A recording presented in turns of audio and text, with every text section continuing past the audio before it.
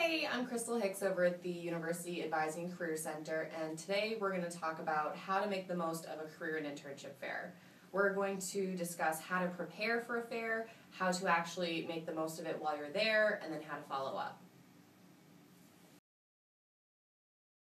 Okay, so the first step in preparing for a career and internship fair is you really want to do your homework beforehand. So make sure you find the directory, research the companies that you feel like you're actually going to want to talk to, some research tips, go to the career tab. What other jobs are they hiring for? Read the job descriptions.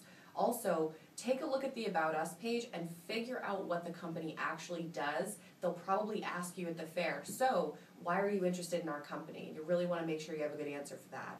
The other thing you want to do to prepare for the fair is make sure that you take the time to come up with a 30-second sales pitch that explains why you're a great candidate for the company and why you're interested in those opportunities. This is something that's going to be important because when you walk up to the table and hand them a resume, you're going to want to be discussing what your qualifications are and why you're interested in joining their team. Another thing that you want to do in preparation for the fair is set out your clothes the night before. Make sure you dress professionally. For more information on how to dress professionally, please see our career guide on our website.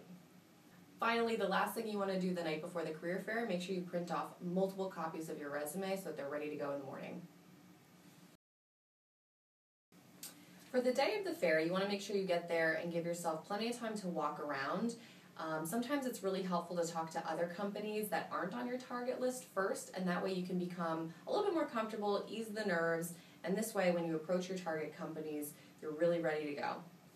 While talking to companies, especially the companies on your target list, you want to make sure that you make good eye contact, smile, let them know that you're excited that they're there, and ask for a business card. If you have a great conversation or if they ask you to follow up in some way or fill out an online application after the fair, you want to make sure that you write that on the back of their business card.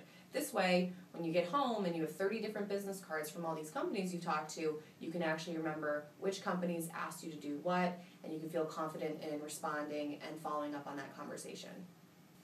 If a company asks you to fill out an online application after you've already given them a resume, don't be offended by this. Many companies have a hiring policy that every applicant has to be in the system. After the career fair, you want to make sure that you take those business cards that you wrote all those notes on and look through and make sure you're filling out online applications if requested, and you're following up by sending a nice thank you email to any companies that you had really great conversations with.